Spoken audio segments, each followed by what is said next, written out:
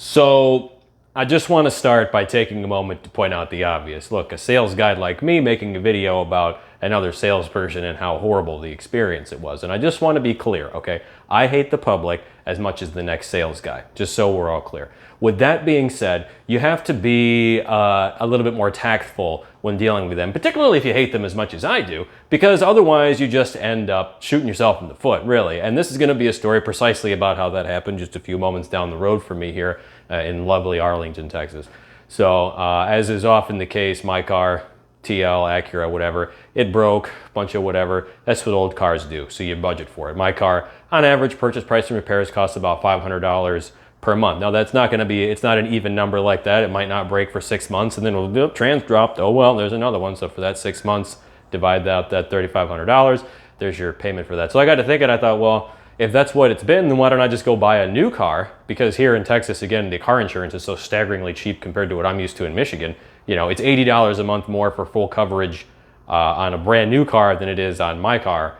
Somehow, I don't even know how the math works out on that. So I go around calling all day and get all these things lined up. And they're like, yeah, we can get you the great loan package, all this other stuff. And, you know, they're like, oh, well, when can you come in and take a look? And I'm like, well, I don't have a car. And so maybe the next few days or whatever. And they're like, oh, we'll come pick you up. And immediately I'm like, well, that's going to put me in an inferior negotiating position because I don't have any way to leave. But this is Texas; it's a new place. Maybe I'll give it I'll give these fine gentlemen the benefit of the doubt.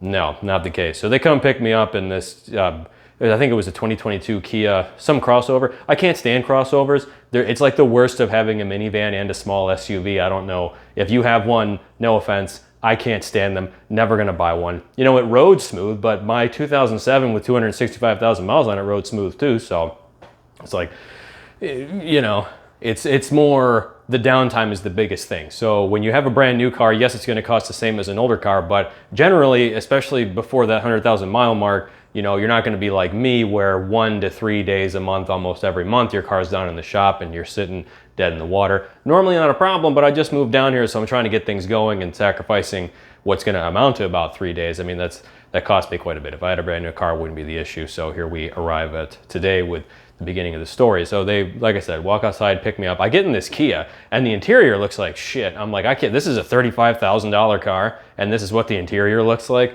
The animations in the gauge cluster weren't even smooth. So I don't know, this is about the sales experience. So I get to the place. I was talking to the guy on the phone and he's already talking a million miles an hour and like studying. And he says, let me go check this. And it's like, dude, take a fucking Xanax or something. It's like, you know, maybe a bit more, I don't know if he was like brand new or something, but it's like, just chill. This dude with the Lexus dealer, I call him, I got him, you know, $30,000 for a Lexus with a 2-year warranty, unlimited miles, but it's got 70,000 miles on it. Call him back, say, hey, I found a better deal. It's like I ruined the guy's day. It's like, dude, sales is great, but if you're gonna have a come to me sales situation, like you're a used car salesman or a car salesman of some sort, I guess you really gotta like manage your emotions or something because you're not out there like generating as much business as you could have or whatever. So I get to the dealer and this guy is talking a million miles an hour to the point, and it's just saying the stupidest shit. Like every time I said something that he didn't know what to say, which is normal if you're new, he'd say, oh, let me go check this. I'm like, dude, just say you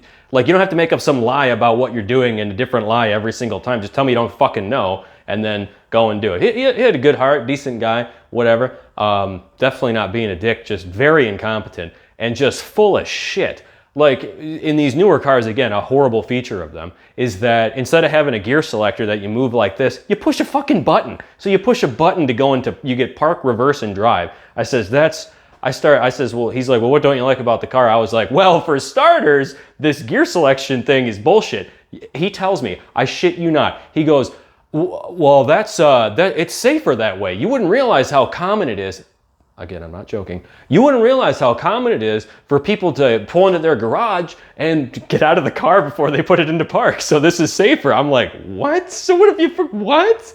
Like just the dumbest shit you could possibly imagine. It was like all of the objections I had, which weren't even that big, like separate discussion, but they just the most bullshit. I don't know, like for me, I couldn't come up with something that stupid on the fly. So it's like you would have to sit there and like practice that sort of thing. And this guy, he, like I said, he wasn't being rude, but he wasn't able to close me because he's horrible at what he does.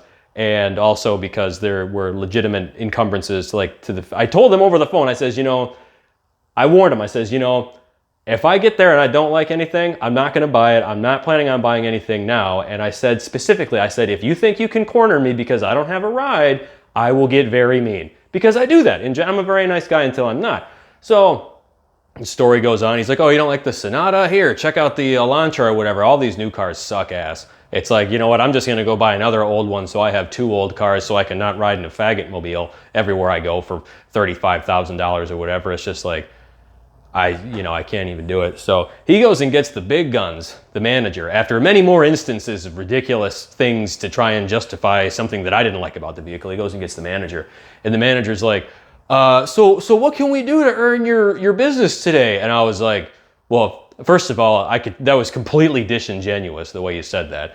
And I didn't say that, I'm thinking it. And then I was like, you can let me go home. I've decided I don't want one of your cars, so give me a ride back. And then he starts cranking up the pressure. He's like, oh, well, let's go take a look at this one. And my biggest thing with these new cars is these front grills, the plastic piece that allows airflow into the radiator to cool the motor. They all look like shit on every new car. And it's not even that they look like shit. Like on a newer car, you have like a bar and maybe another bar. So it's really easy to clean off with a power washer or something. These new cars, they have so many divots, and there's like think of a brand new Acura.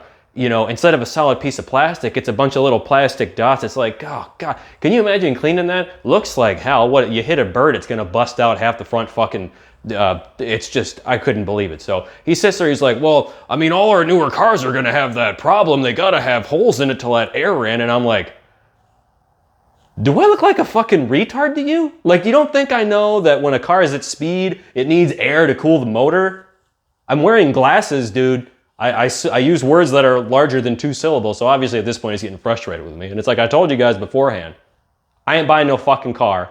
And if you think you're going to take advantage of the fact that I'm in an inferior negotiating position because I don't have a way to leave on my own without relying on you, you're a piece of shit.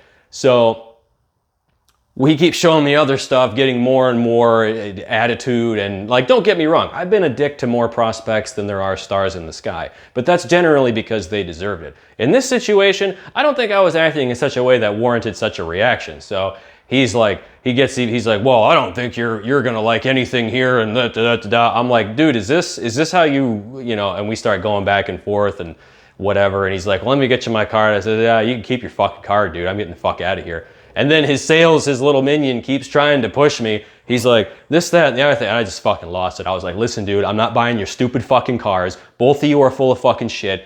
Give me the keys, get in the car, because he has to come with me to drive it back. I'm getting the fuck out of here. And then we got into the car, and he kept trying to fuck. I was like, listen, dude, number one lesson I can give you is you don't argue with a fucking prospect ever. When I give you an objection, you don't sit there and give me a counterpoint, okay? There's a bunch of stuff that you do. You don't go point counterpoint like you're arguing with somebody on Facebook over politics like I love to do all the time, okay? That's not gonna help you sell a fucking vehicle. You don't get attitude. It's preferable if you dress okay and don't smell like shit. But again, I don't know if I have like a super bloodhound nose, but apparently everything to me everywhere smells like shit. So whatever. So it was just unbelievable. It's like, I don't even now it's like, dude, I'll just go buy another beater car for a few thousand and just have that around for one of my main cars in the shop, because it's like, I'm supposed to go deal with people like that when I want to go buy a vehicle, and then some turd burglar douche nozzle like that is going to catch a commission off of me. It's like, dude, I got to go sell a house for like $150,000 to make as much as you're getting off this car. I'm not a dick, and it takes like weeks sometimes to do that, And again, it's just like, you can't, there's so many things wrong with that, and then I go to leave a bad review because I'm a level 11 local guy. I stop myself, I says, that's not a judicious use of the power bestowed upon me by Google Maps. So I flick through the reviews, 1 star, 1 star, 1 star, 1 star. I was like, weird, because you go look on Google Maps and it's all, they had 4.1 out of 5. Well, quick tip, if you're looking on Google Maps to try and get a feel for a business, even if it has 4 out of 5 stars, at least go read the last year's worth of reviews, because a lot of the time, just like this place, it's some shit show with a bunch of assholes. I don't even know, that was part of the, on a side note, that was part of the reason why I was like so motivated to come down here, because people that make decent coin down here all come off as shitheads. So it's like, that's why I say it's like money falls from the sky down in Texas, because you can be apparently an incompetent boob like that and I guess still make enough to wear a button down from Nordstrom Rack or whatever. So yeah, that's my attempt to buy a new car. It was pretty horrible.